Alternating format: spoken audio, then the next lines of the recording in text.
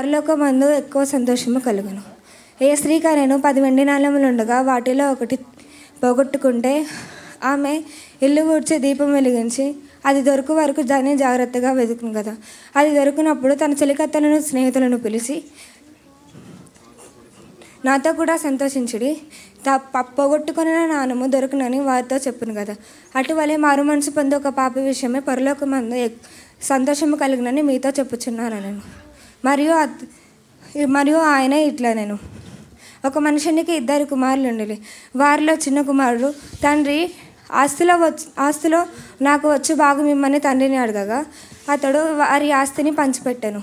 కొన్ని దినములైన తర్వాత ఆ చిన్నవాడు సమస్తమును కూర్చుకొని దూరదేశమునకు ప్రయాణమైపోయి అచ్చట తన ఆస్తిని అంతే దుర్వ్యాపారం వలన పాడు చేశాను. అదంతయు ఖర్చు చేసిన తర్వాత ఆ దేశం ముందు గొప్ప కరువు రాగా అతడు చాలా ఇబ్బంది పడసాగి వెళ్ళి ఆ దేశస్థునిలో ఒకని చెంత చేరెను. అతడు పందులను మేపుటకు తన పొలంలోకి వానిని పంపెను. పందులు తను పొట్టుతో తన కడుపు నింపుకొని ఆశపడను కానీ ఎవడనూ వానికి ఏమీ ఇయ్యలేదు.